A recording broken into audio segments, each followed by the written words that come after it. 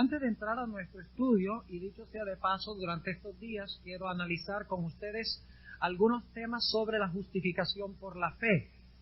Como les mencionó el pastor Alvis, esta noche vamos a poner las bases para lo que vamos a hablar durante el resto de esta semana, Dios mediante. Esta noche vamos a hablar de las 3 dimensiones de la salvación. Mañana a la noche vamos a hablar del Verbo hecho carne, las razones por las cuales el Señor Jesucristo tuvo que encarnarse.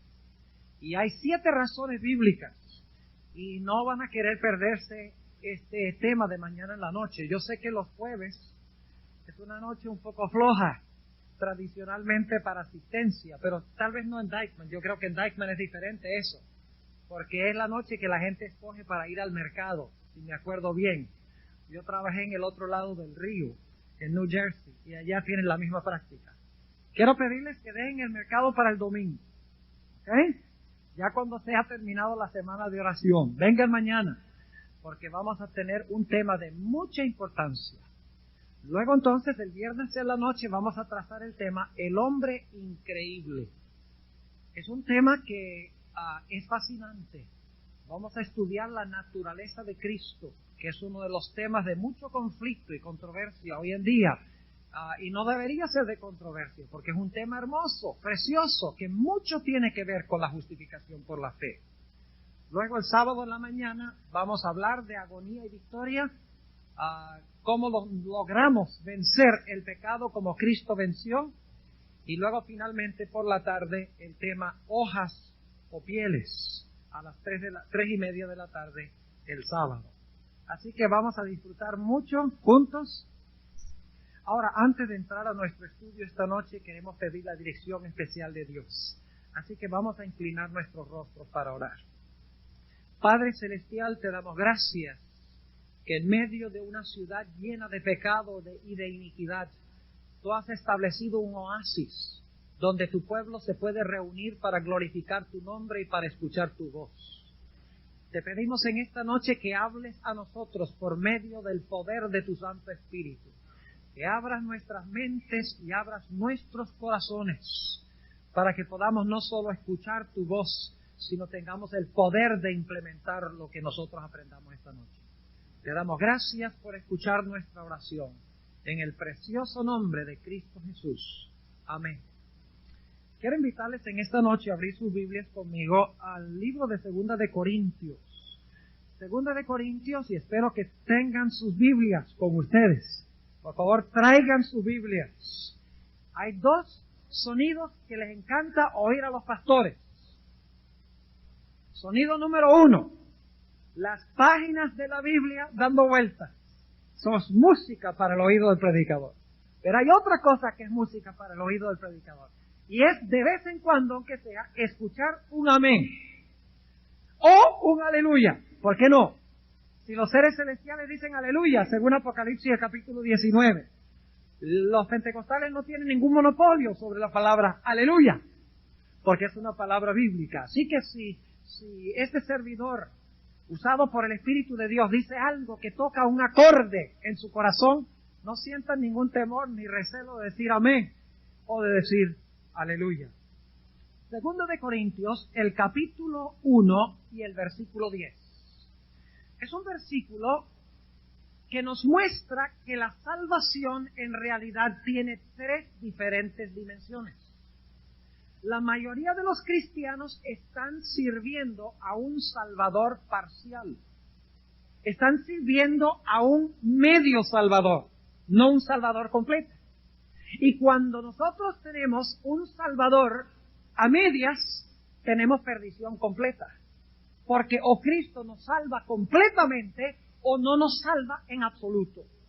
Ahora noten los 3 tiempos del verbo librar que encontramos en este versículo.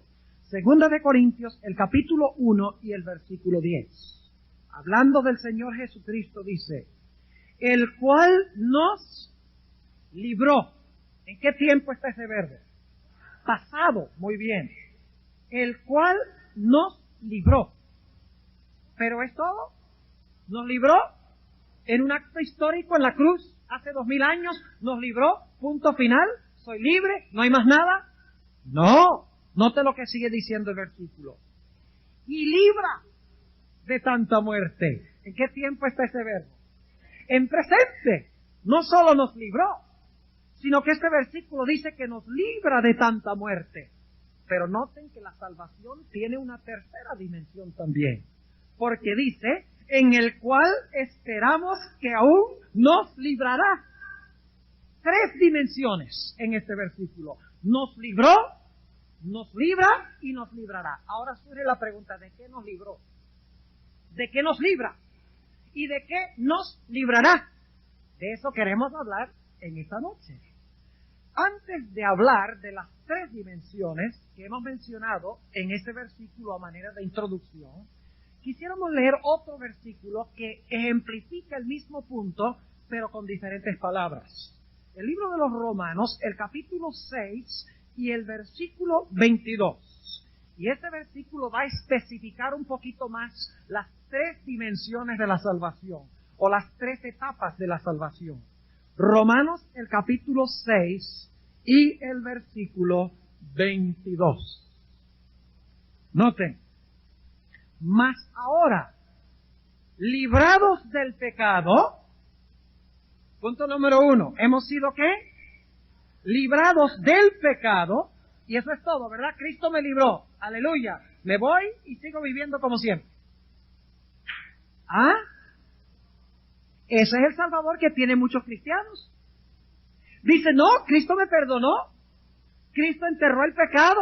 Cuando yo me bauticé, cuando yo confieso, Cristo me perdonó y yo me fui para mi casa, perdonado y salvo para siempre. Pero noten lo que sigue diciendo el versículo.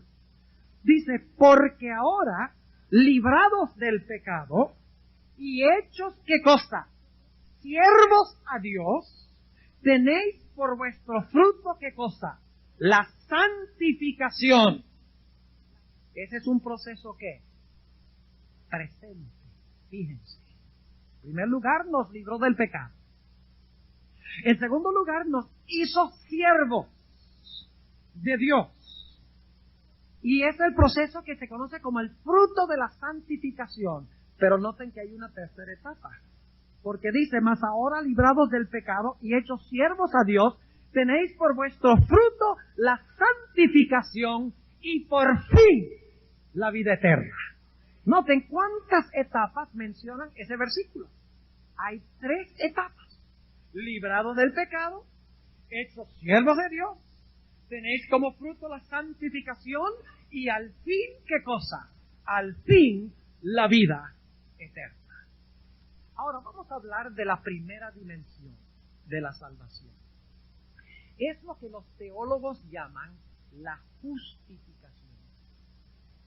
Y saben que la sierva del Señor, el Espíritu de Profecía, nos dice que hay una palabra más fácil de entender para nosotros que significa justificación. La sierva del Señor dice en el camino a Cristo que la justificación y el perdón son una y la misma cosa.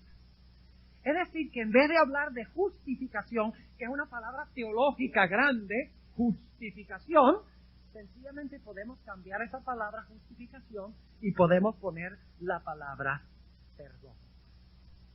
Ahora, ¿qué es la justificación? ¿Qué es el perdón? Bueno, necesitamos analizar algunos versículos de la Biblia que nos hablan sobre cuál es nuestra base de perdón. Dios no nos perdona porque nosotros somos buenos. Dios no nos perdona porque nosotros somos santos. Dios nos perdona porque hemos reconocido nuestro pecado y hemos venido a Cristo para que Cristo nos reconozca como justos. Ahora, noten esa palabra que usé. Para que Cristo nos reconozca como justos. En el perdón y en la justificación, Dios no transforma en ese momento el corazón del ser humano. El ser humano, pecador, penitente, viene a Jesús, le dice, Jesús, yo he pecado. Jesús, yo soy pecador. Yo no puedo salvarme a mí mismo. Y el pecador se lanza en los brazos de Jesús. Y Jesús acepta a ese pecador como si nunca hubiese pecado. Es decir, que la justicia de Jesús toma el lugar de la injusticia del pecador. Es decir, que la justicia de Cristo me es imputada, me es atribuida, me es contada como si fuera mía, aunque es de quién, aunque es de Él. Es una obra que Cristo ha hecho fuera de mí. Murió en la cruz, después de vivir una vida perfecta, cargó mis pecados allá. Y cuando yo vengo al Señor Jesucristo, el Señor Jesucristo me mira y me dice: ya no te veo yo a ti, Esteban Bor, pecador. Ya no te veo a ti lleno de tus defectos y lleno de tus problemas y lleno de tus pecados. Ahora te veo a través de Jesús. Es decir, no miro tu injusticia, sino la justicia de Cristo. No miro tu pecaminosidad, sino que miro la santidad de Jesús. Y entonces el Señor Jesucristo va ante su Padre y le dice: Padre, yo vengo aquí representando al pastor Esteban Bor. Y el Padre dice: ¿y dónde está Esteban Bor? Y yo estoy dramatizando el asunto para que lo puedan entender. Y el Señor Jesucristo dice: no, él no necesita venir acá. Porque él me aceptó a mí, yo estoy en lugar de él. Acepta mi justicia en lugar de la injusticia de él. Porque él me aceptó y mi justicia le es contada a él como si fuera suya, aunque es mía. Es decir, que el apóstol Pablo nos declara que la justicia por la cual nosotros somos justificados o perdonados es contada al hombre, aunque el hombre no la merece. Es atribuida. Cristo, en otras palabras, paga la deuda que yo debo pagar. Me acredita, me pone a mi cuenta su justicia. Es decir, que en este momento todavía Cristo no me hace justo. Cristo me declara justo. Dice: es justo Esteban Bor, es justo David, es justo Ramón, es justo José, es justa María. No porque ellos lo son, sino porque el Señor Jesucristo lo es. Y han venido a Jesús y Jesús está en lugar de ellos. Eso es lo que significa la justicia imputada. Otra palabra para imputada significa atribuida. Dada gratuitamente, aunque yo no la merezco. Lo único que me recomienda Dios es venir yo a Él y decir: Señor, yo soy un pecador, yo no me puedo salvar a mí mismo. Por favor, acepta mis pecados, tómalos sobre ti y dame tu justicia. Y en ese momento la Biblia dice que Dios nos da la justicia de su Hijo, el Señor Jesucristo. Nos es contada, nos es atribuida. Y ahora tenemos el derecho al cielo, según dice el Espíritu Profético. En la justificación yo tengo derecho al cielo. Fíjense, todavía no tengo la idoneidad para el cielo. Algunas personas tal vez se están poniendo nerviosas y están diciendo: el pastor Bor está predicando nueva teología. Fíjense, porque dice que venimos a Jesús, nuestros pecados no son perdonados, Cristo nos atribuye su justicia y se acabó. Recuerden que estamos hablando nada más de la primera dimensión de la salvación. Nos libró, nos libra y nos librará. Mas librados del pecado y hechos siervos a Dios, tenemos como fruto la santificación y al fin la vida eterna. Hay más que una sola dimensión de la salvación. Es decir, que cuando Cristo me atribuye su justicia, me cuenta su justicia, me acredita su justicia, Dios me acepta como si yo nunca hubiera pecado. Noten, como si yo nunca hubiera pecado. Dios sabe que yo he pecado. Pero en Jesús Él me mira como si nunca hubiese pecado, porque en vez de mirarme a mí, mira a quién. Mira al Señor Jesucristo. Ahora notemos lo que dice la Biblia en cuanto a esto. Segunda de Corintios, el capítulo 5. Segunda de Corintios, el capítulo 5, y vamos a leer el versículo 21. Este es uno de mis versículos favoritos. Es precioso. Segunda de Corintios, el capítulo 5 y el versículo 21. Fíjense lo que declara el apóstol Pablo sobre esto. Al que no conoció pecado. ¿Quién es ese? Jesús. ¿Jesús pecó alguna vez? ¿Pecó una sola vez? Ni una vez. Al que no conoció pecado, ¿qué hizo Dios? Hizo pecado por nosotros. Es decir, Cristo no cometió pecado, pero el Padre colocó sobre Él, ¿qué cosa? Nuestros pecados. Y luego dice, para que nosotros fuésemos hechos justicia de Dios en Él. ¡Qué tremendo versículo!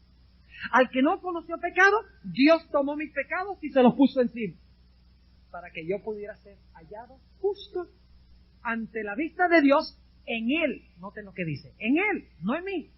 No porque yo me puedo recomendar, no porque yo soy bueno, no porque yo soy santo, sino porque Cristo es justo, santo y bueno.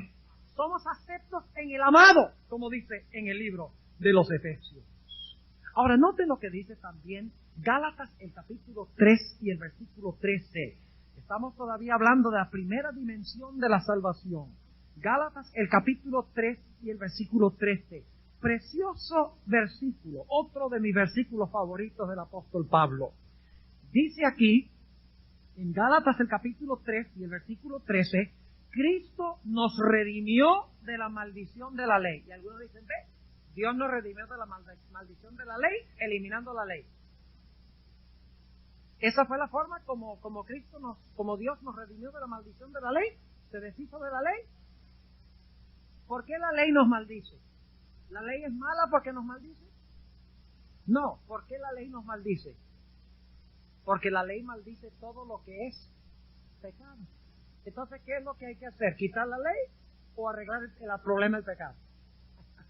El problema no está con la ley, el problema está con el pecado.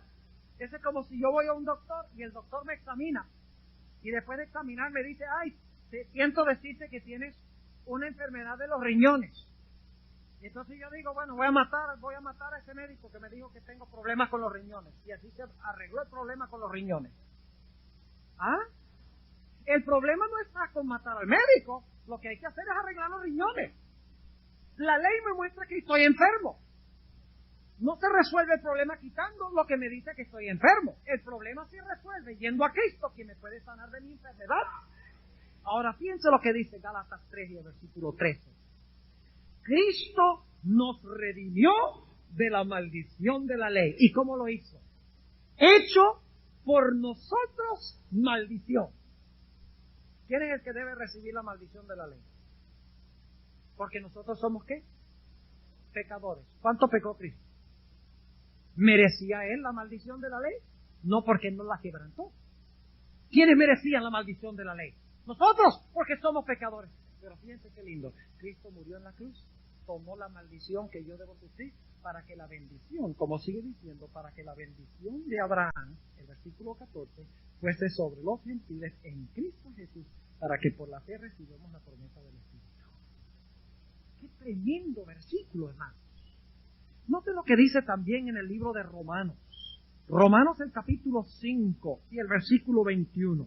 Romanos el capítulo 5 y el versículo 1, perdón. Romanos el capítulo 5 y el versículo 1. Fíjense qué lindo. Dice, justificados pues por la fe, tenemos que paz con Dios. ¿Por qué tenemos paz con Dios? Porque nosotros ahora somos buenos. Porque ahora podemos recomendarnos a Dios porque somos santos y porque somos perfectos. ¿Ah? No, note lo que dice. Tenemos paz con Dios, para con Dios, por medio de nuestro Señor Jesucristo. Porque lo aceptamos a Él. Él nos representa ante Dios y nosotros nos escondemos detrás de Él. Y cuando Cristo va ante el Padre, el Señor Jesucristo dice, no mires al pastor Bob, mírame a mí. Y el Padre dice, oh, lo acepto en ti, porque te ha aceptado a ti. Justificación, perdón. Noten lo que dice también Romanos el capítulo 8 y el versículo 1. Noten que es siempre en Cristo, en Él. Ahora noten lo que dice Romanos 8 y el versículo 1. Ahora pues, ninguna condenación hay para los que están en Cristo.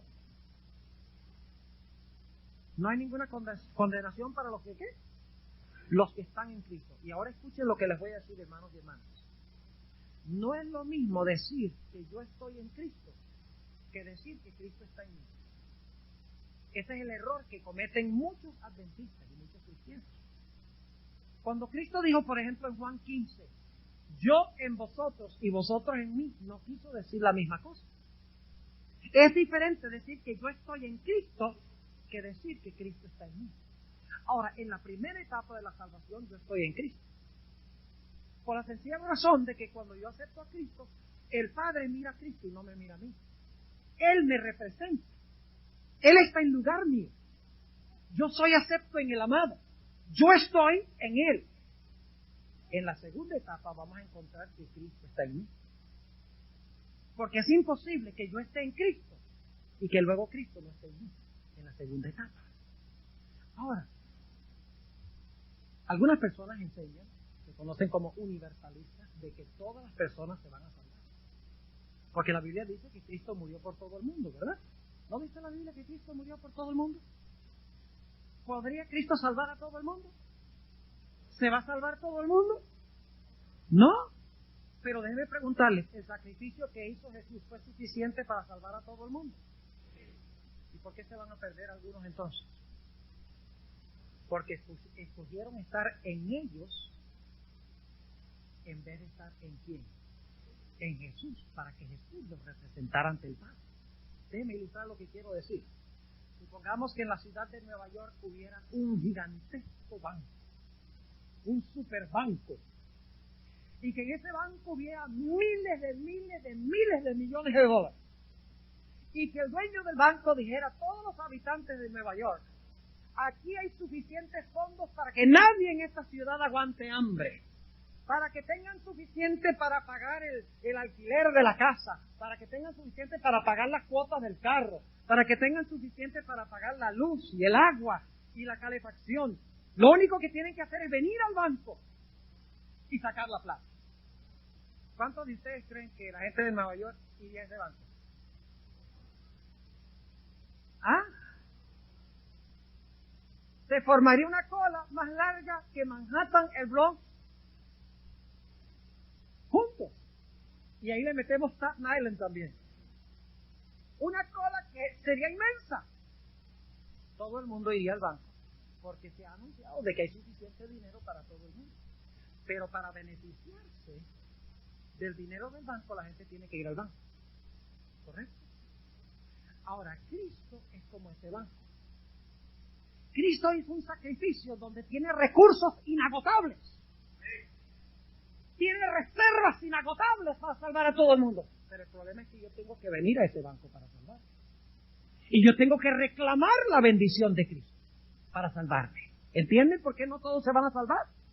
Cristo tiene una fuente inagotable de bendiciones, pero yo tengo que venir a Él para ser salvo. Porque si no vengo a Él, el banco está allí, los recursos son plenos para salvar a todo el mundo. Pero solo los que vienen y escogen estar en Él se van a salvar. Ahora, hermanos y hermanas, la justificación entonces significa que yo estoy en Cristo. La justicia de Cristo está en lugar de mi injusticia. Él pagó mi muerte para que yo pueda vivir. Pero ¿saben una cosa? Yo encuentro muchos adventistas que tienen un grave problema. Y es que están inseguros de que el Señor Jesucristo sea capaz de perdonar. ¿Saben? He encontrado muchos adventistas. Hace algunos años pastoreaba una iglesia en el estado de Wyoming, aquí en los Estados Unidos.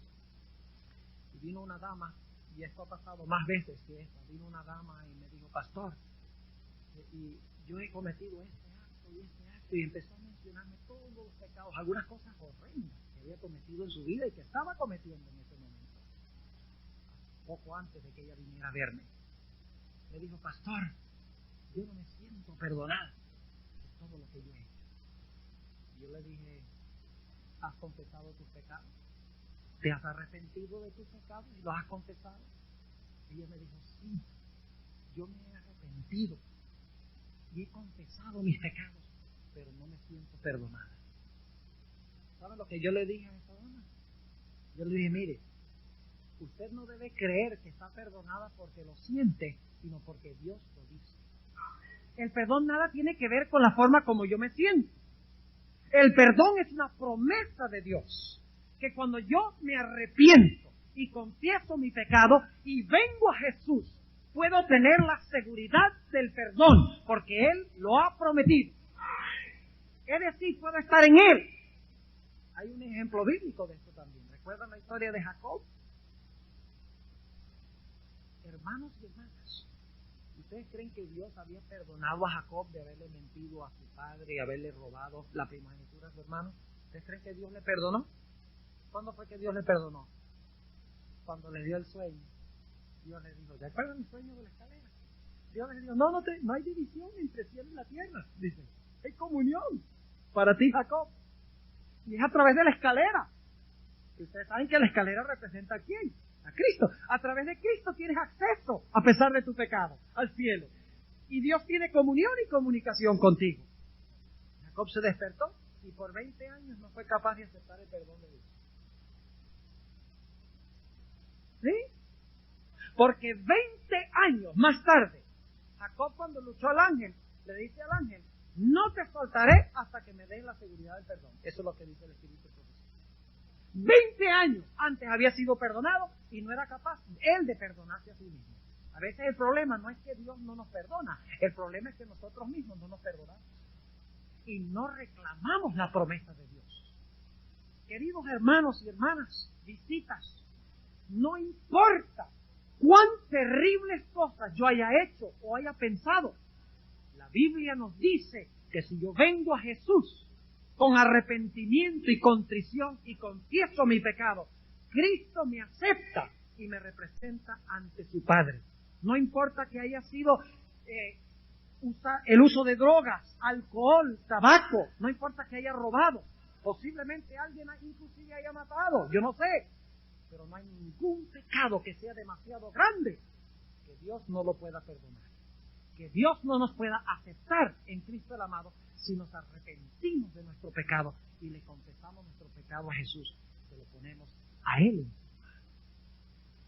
La Biblia nos dice que Dios echará nuestros pecados tan lejos como está el oriente del occidente. Debe preguntarles, ¿cuán lejos está el oriente del occidente? ¿Han pensado de eso? ¿Cuán lejos está el oriente del occidente? A ver, ¿quién me dice cuán lejos está el oriente del occidente? El oriente sigue, y el occidente sigue. Así Dios dice, así haré con tus pecados, los echaré tan lejos como está el oriente del occidente. Dios dice, tomaré tus pecados y los echaré a mis espaldas. Y lo que está a la espalda no se ve. Dios dice, tomaré tus pecados y los echaré ¿dónde? A los profundos de la mar. Yo, Jehová, borro tus rebeliones, dice en el libro de Isaías. Dios dice, desvaneceré vuestros pecados como la neblina. Ustedes saben cómo es la neblina, ¿verdad? Cuando está temprano en la mañana, hay esa neblina, y entonces luego sale el sol. ¿Y qué pasa con la neblina? Desapareció. Dios dice, así voy a desaparecer tus pecados. Dios lo promete. Y venimos a Jesús con contrición y con fe. Vamos a repasar lo que estudiamos en cuanto a la primera etapa. ¿Les quedó claro? En primer lugar, Cristo pagó mi culpa. Yo soy culpable, Él es inocente. Cristo tomó mi culpa para que yo pudiera ser inocente ante la vista de Dios. Tomó mi culpa, la culpa de todos mis pecados. Esto se llama justificación. Otro nombre que se le da es perdón.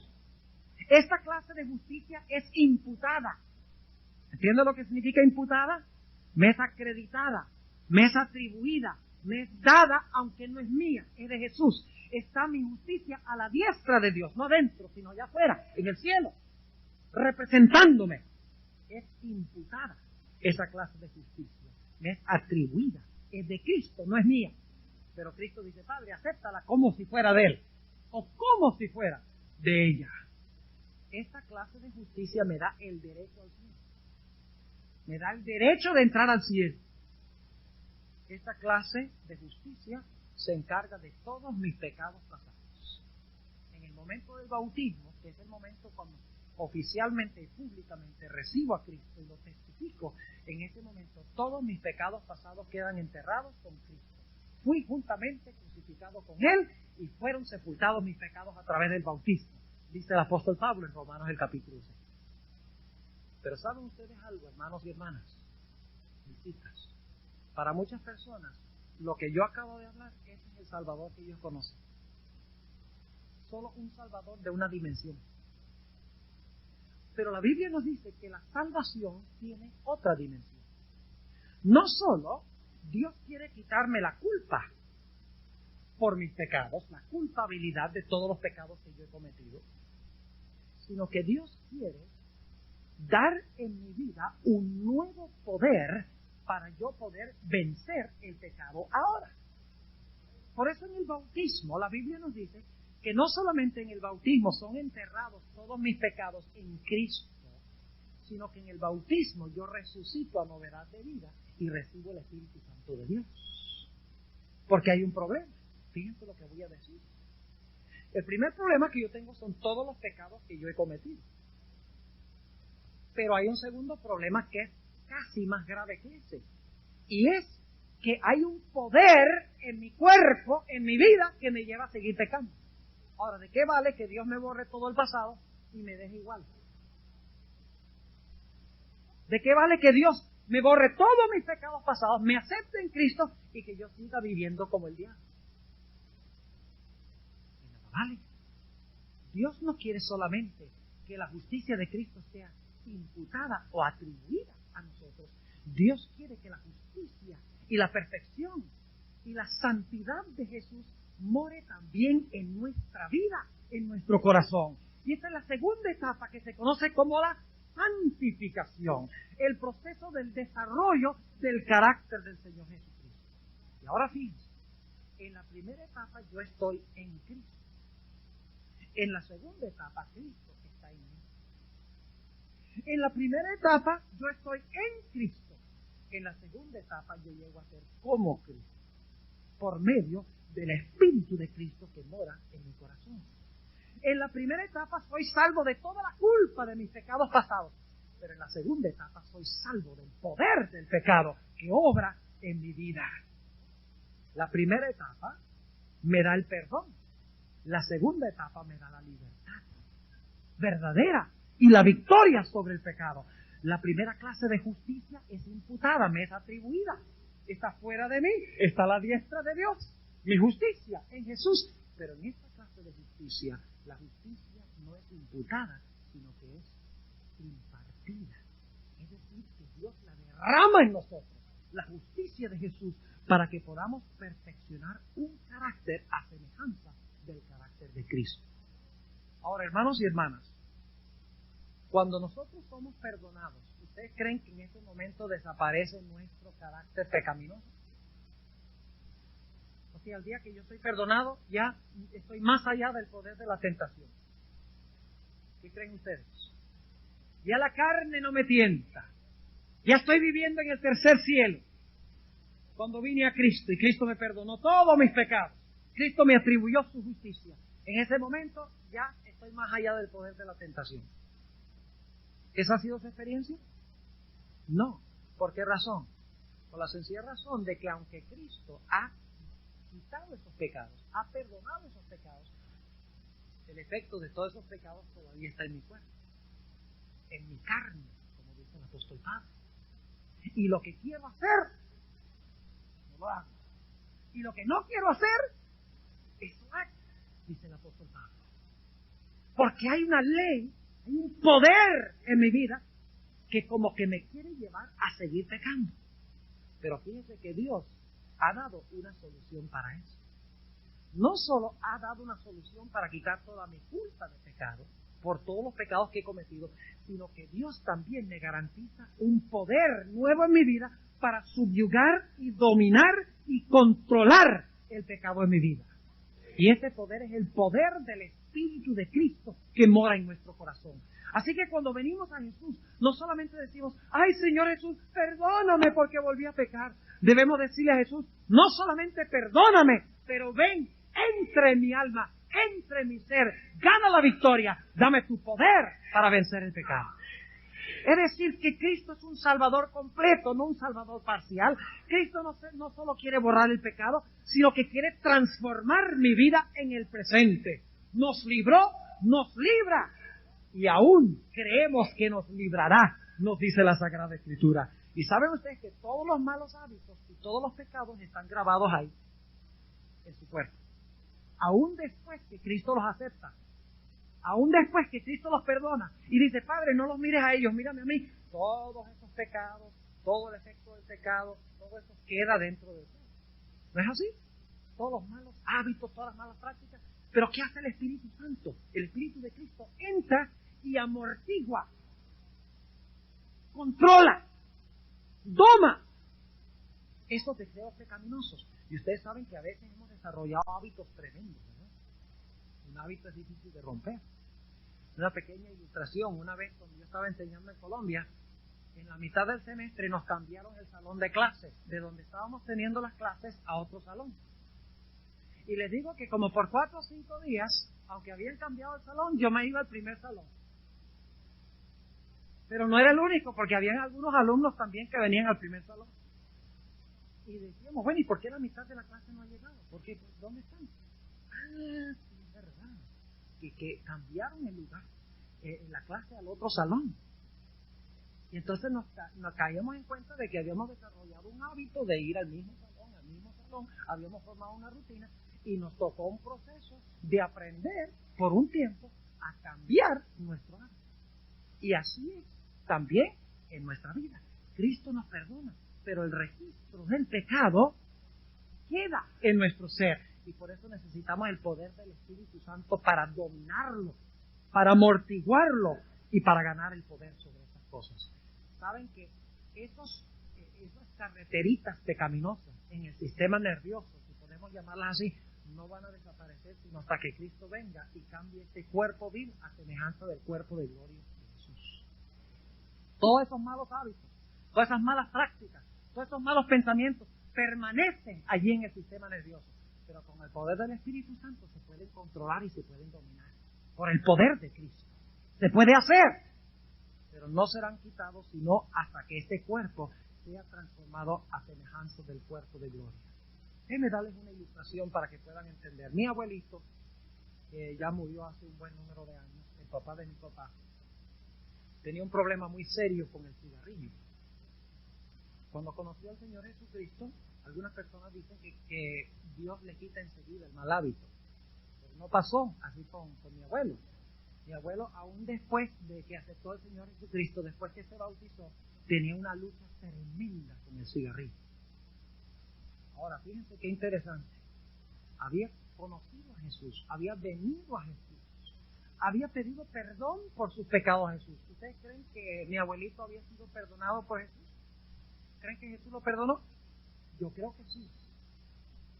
Y por la mañanita, cuando se levantaba mi abuelito, sacaba la cajetilla de cigarrillos y decía, hoy no voy a fumar, por el poder de Dios no voy a fumar. Y tomaba esa cajetilla de cigarrillos y la tiraba con todo lo que tenía a un campo de maíz que quedaba al lado de su casa.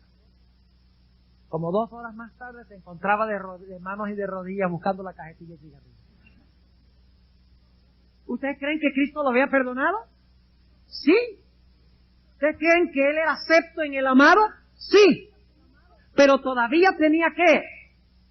Todavía tenía el deseo en su ser. Y déjenme decirles, con el proceso del tiempo, mi abuelo logró, por el poder de Cristo, controlar y domar completamente el hábito del cigarrillo, de tal manera que después de un tiempo ni siquiera el cuerpo le pedía un cigarrillo. Porque la santificación, hermanos y hermanas, es un proceso por el cual nosotros nos encomendamos en las manos poderosas de Jesús para vencer nuestros pecados. Ahora la pregunta es, ¿cómo podemos nosotros domar a ese viejo hombre, por así decirlo, a esa vieja mujer? ¿Cómo podemos domarlo? Nosotros no podemos hacerlo. Tenemos que tener el Espíritu de Cristo en el corazón. ¿Y cómo es que nosotros tenemos el Espíritu de Cristo morando en nuestro corazón? Déjenme explicarles cómo es que sucede eso. Sucede por el proceso que se conoce como la santificación. Y saben, hermanos y hermanas, solo hay 3 medios por los cuales Dios nos santifica. Y esta noche podríamos hablar del santuario y les puedo mostrar las 3 etapas de la salvación en el santuario. En el atrio el Cordero murió. Eso se encarga de los pecados de los seres humanos.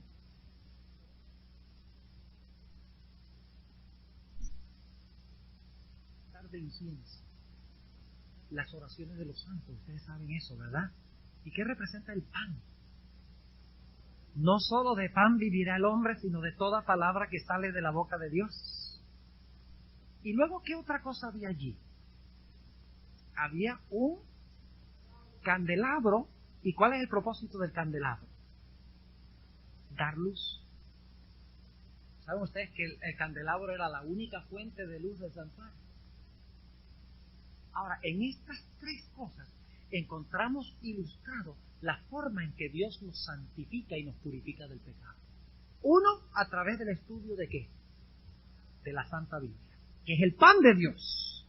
Segundo, a través de la ¿qué? A través de la oración. Oración ferviente, continuada, sin soltar el brazo de Dios. Y en tercer lugar, y este es algo que no le gusta escuchar a muchos adventistas son como monjes y monjas. Y dicen, no, pastor, yo lo que voy a hacer cuando venga la campaña evangelística, yo voy a orar. Y no hay ningún problema con orar. Otro dice, no, yo necesito conocer la luz. Yo me quedo estudiando la Biblia todo el día y toda la noche, todos los días de la semana. ¿Pero qué representa el candelabro? La testificación.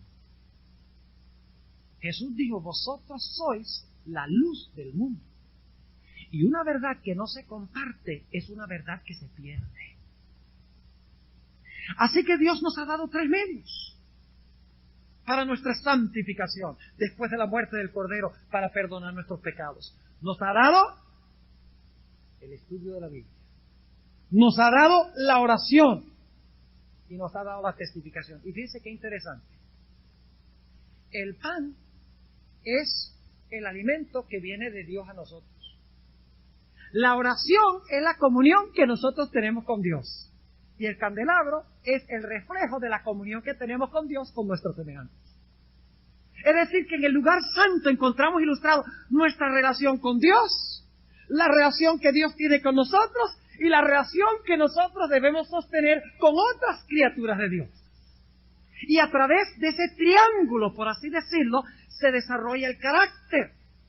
Contemplando a Jesús. Y no solo contemplándolo como encerrándonos en un monasterio para no pecar. Eso así en la Edad Media. Oh no, me cierro en un monasterio. Y así, entonces no peco. Porque entonces nunca voy a ver una mujer bonita. Y no la voy a codiciar. El problema es que la mujer bonita ya estaba ahí.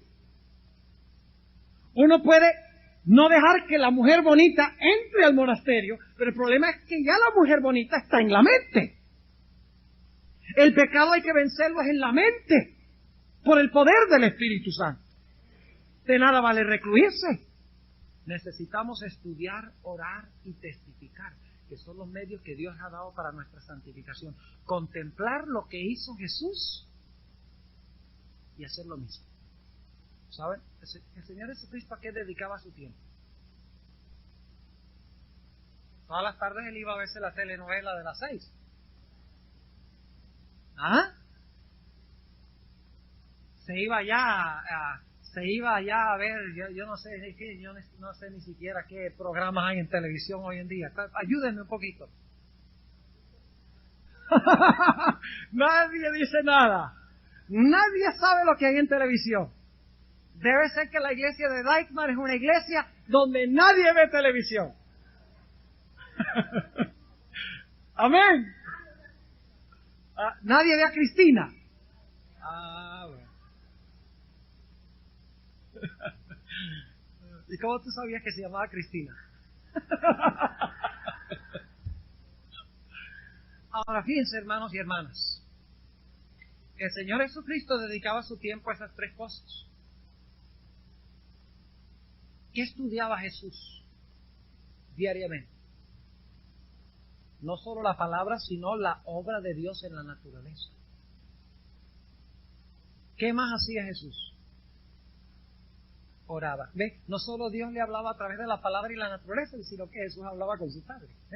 Doble vía. ¿Y luego qué hacía el Señor Jesucristo?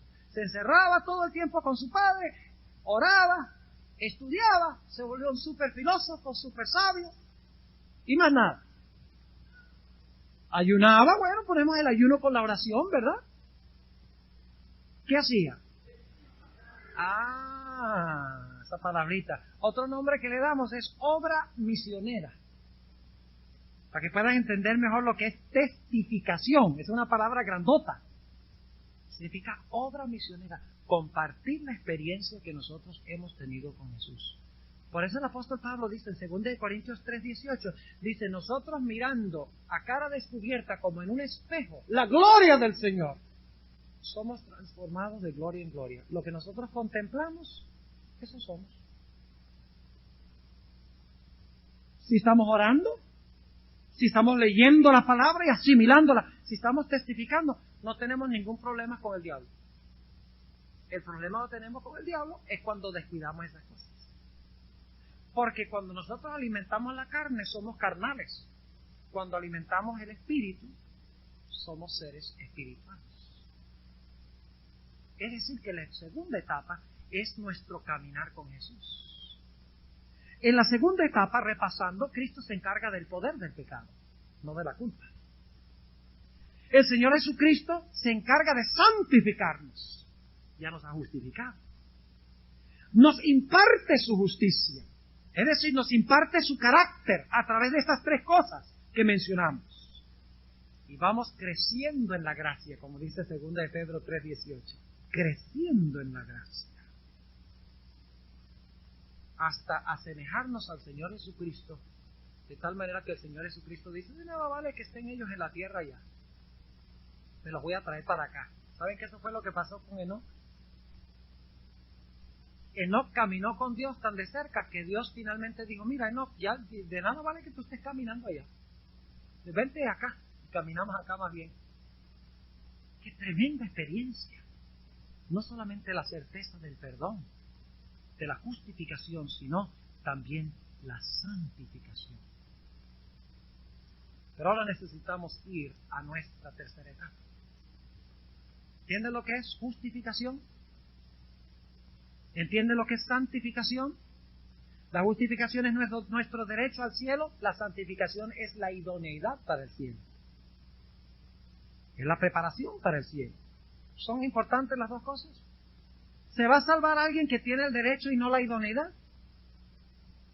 ¿Se va a salvar a alguien que tiene la idoneidad y no tiene el derecho? No, se necesitan las dos cosas. La justicia que fluye en santidad, santificación. ¿Puedo darles una ilustración?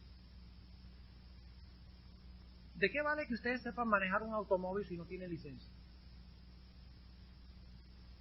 Hay personas que saben manejar pero que no tienen licencia. Claro que sí. Y hay gente que tiene licencia que no sabe manejar.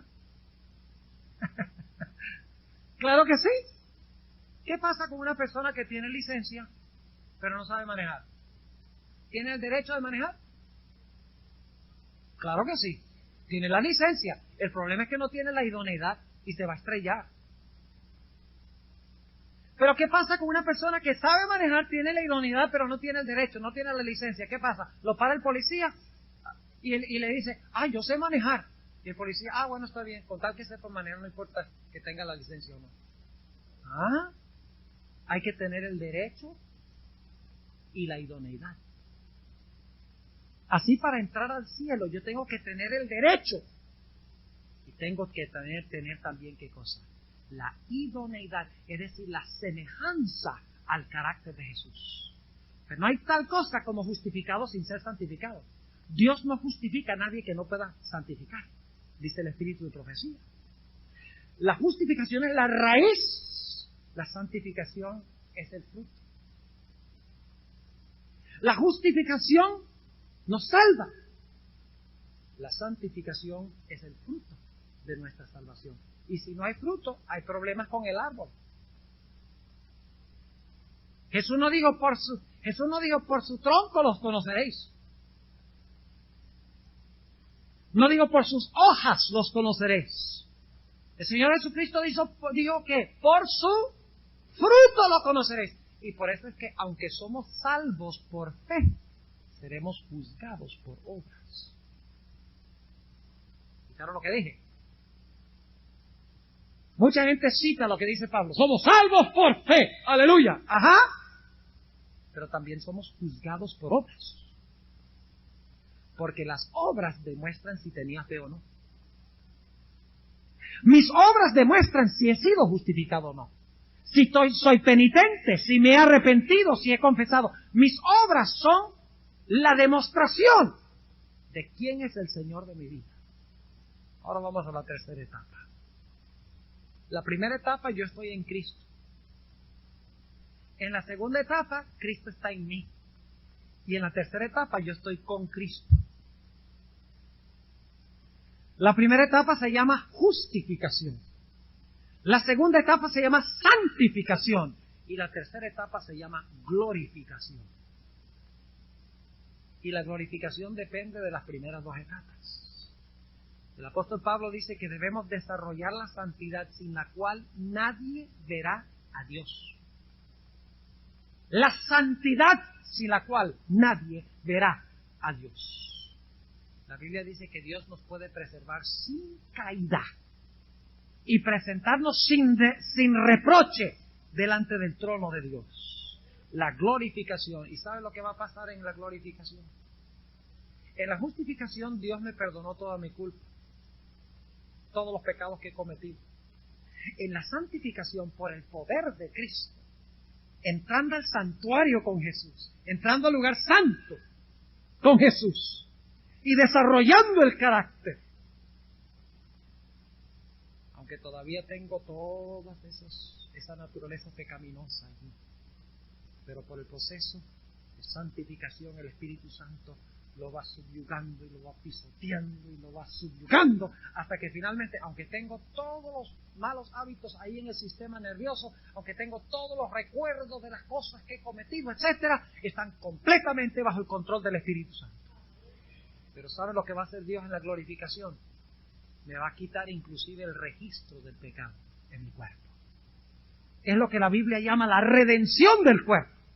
Toda esa naturaleza pecaminosa que ya no se expresa porque está subyugada por el poder de Dios, por el poder del Espíritu Santo. Ahora Dios va a decir, ya te voy a quitar toda esa carga vieja que tú tienes ahí. El Espíritu Santo te dio la victoria. Lo subyugaste por mi poder. Ahora déjame quitarte todo esto. Entonces nos va a quitar todos los patrones nerviosos, nos va a quitar todos esos caminitos pecaminosos, todos esos malos hábitos que ya no los estamos cometiendo, pero están registrados allí. Dios nos va a quitar todo eso. Y nos va a dar lo que la Biblia llama carne santa. Nadie hoy, por más bueno que sea, puede decir que tengo carne santa. Hasta que Dios no transforme este cuerpo vil a semejanza del cuerpo de su gloria, no puedo decir que tengo carne santa. Aún los 144,000 que vivirán durante el tiempo de angustia sin intercesor, tendrán todavía su naturaleza pecaminosa, pero estará completa y totalmente bajo el control del Espíritu Santo, y no se expresará ni en pensamiento ni en acción, porque está completamente sometida al poder de Cristo Jesús. Leamos un par de versículos sobre el proceso de glorificación. Filipenses, el capítulo 3. Filipenses, el capítulo 3 y el versículo 20 y 21. Filipenses 3, 20 y 21. Note lo que dice el apóstol Pablo, lindo versículo. Declara lo siguiente: mas nuestra vivienda, en realidad es nuestra ciudadanía, la palabra griega, mas nuestra vivienda es en los cielos, de donde también esperamos al Salvador, al Señor Jesucristo. Versículo 21. El cual transformará el cuerpo de nuestra bajeza para ser semejante al cuerpo de su gloria, por la operación con la cual puede también sujetar así todas las cosas. ¿Qué va a hacer Jesús cuando venga? Va a transformar el cuerpo de nuestra bajeza para ser semejante al cuerpo de su gloria. Escuchen bien lo que voy a decir, hermanos y hermanas, visitas. Yo puedo ahora ser como Cristo en carácter. ¿Entiende lo que estoy diciendo? Puedo ser como Cristo en carácter, pero ahora yo no tengo un cuerpo glorificado como el que tiene Jesús. Pero cuando Cristo venga en las nubes del cielo con poder y gloria, Él vendrá para llevarse consigo al cielo a todos aquellos que han sido justificados. Todos aquellos que han sido santificados, los glorificará. Glorificará este cuerpo débil, nos dará un cuerpo semejante al cuerpo de su gloria, un cuerpo inmortal, un cuerpo incorruptible, un cuerpo que no se enferma, un cuerpo que no tiene recuerdo de pecado, que no tiene cicatrices, que no tiene todos esos patrones negativos, nerviosos, donde se han desarrollado los hábitos del pecado. Nos quitará eso. Entonces el proceso de redención estará completo. No solo nos habrá librado, no solo nos libra, sino que tenemos fe de que aún nos librará. Cuando esto corruptible se vista de incorrupción, y cuando esto mortal se vista de inmortalidad, entonces se efectuará la palabra: sorbida es la muerte con victoria. Oh muerte, ¿dónde está tu victoria? Oh sepulcro, oh muerte, ¿dónde está tu aguijón? Oh sepulcro, ¿dónde está tu victoria? Yo doy gracias a Dios de que nosotros tenemos un Salvador completo. Algún día, los que tengan esta experiencia de lo cual hemos hablado esta noche, se unirán a Jesús en el lugar santísimo, el templo, para vivir eternamente con Jesús, para compartir compañerismo con Él. ¿Ustedes desean eso, hermanos? ¿Desean? ¿Les gusta vivir en Nueva York? ¿Cuánto les gusta vivir en New York? No les gusta vivir en New York. ¿No les parece bonita esta ciudad? ¡Qué ciudad tan fea! Perdonen, ¿no? Contaminación, ruido, edificios, crimen, drogas, alcohol, odio. Imagínense, pronto viviremos en un lugar donde no hay ninguna de esas cosas. Olvídense de pagar arriendo para la casa. No necesitan. No necesitan. Porque Dios nos tiene preparada una casa donde Él ya pagó la cuota inicial cuando Cristo murió. Nos dio las arras de su espíritu, la garantía, el down payment. No tiene que tomar el agua del acueducto de Nueva York, olvídense. No tomar del agua cristalina del río de la vida, que nadie sabe cómo sabe eso. No vamos a tener que ir a comprar esos manguitos y naranjitas así chiquitas, porque vamos a comer del fruto del árbol de la vida, un fruto diferente cada mes. Imagínense, yo estoy seguro que a lo mejor uno es el níspero, porque ese es mi favorito. Bueno, el mango, a lo mejor también el mango. Yo estoy seguro que cualquier cosa que Dios ponga en ese árbol es lo mejor. Enfermedad, nadie dirá yo estoy enfermo, dice en Isaías 35. Imagínese poderle poner la mano encima a un león y acariciar al león y cargar las serpientes que eran venenosas, cargarlas en la mano. Imagínese qué lindo poderse encontrar con Abraham, con Isaac, con Jacob, con Moisés, con Noé, con Daniel, con Shadrach, Mesach y Abednego, con todos los grandes héroes, pero especialmente encontrarnos cara a cara con nuestro querido Jesús. Oh, hermanos y hermanas, yo anhelo ese día. ¿Anhelan ustedes ese día? ¿Quieren hacer una cita esta noche para hacer la obra que Dios nos dice que debemos hacer, aceptar a Cristo como nuestro sustituto? Invitarlo para que sea nuestro santificador, invitarlo para que prepare un lugar para nosotros. ¿Les gustaría hacer esa cita? Si lo desean, pónganse de pie, hermanos y hermanas, preciadas visitas, y vamos a responderle en esta noche a nuestro Señor Jesucristo. Ahora que estamos parados, vamos a cantar un hermoso himno. Es uno de mis himnos favoritos del himnario, y yo creo que ustedes deben conocerlo, el número 285, Perdido fui a mi Jesús. Celestial, te damos gracias en esta noche porque tú nos has revelado que Jesús es un Salvador completo. Nos salva de la culpa de todos los pecados que hemos cometido. Nos salva del poder del pecado que quiere manifestarse en nuestro ser. Y muy pronto nos salvará de la misma presencia del pecado. Te damos gracias por ello. Te pedimos, Señor, que tú vengas a nosotros y nos des personal, individualmente, esa experiencia con Jesús. Te ruego, Señor, que si hay alguno aquí en esta noche, alguna persona que no ha entregado su vida a Jesús, que lo haga en este momento. Que diga en su corazón en este momento: Jesús, te recibo, te acepto. Entra a mi ser, perdona mi pecado. Prepárame para tu venida. Señor, no permitas que el diablo convenza a nadie de que sus pecados son demasiado grandes para ser perdonados. Pues sabemos que no hay pecado tan grande que no pueda ser perdonado por Jesús.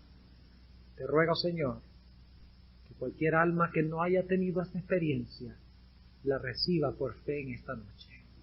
Y aquellos que hemos recibido a Jesús, te rogamos que tú nos fortalezcas en nuestra posición junto con Jesús. Te rogamos al salir de este lugar que tus ángeles nos lleven con tu protección hasta nuestros hogares. Bendícenos en el día de mañana y vuelve a traernos, si es tu voluntad, mañana en la noche. Te lo pedimos en el nombre de Jesús. Amén.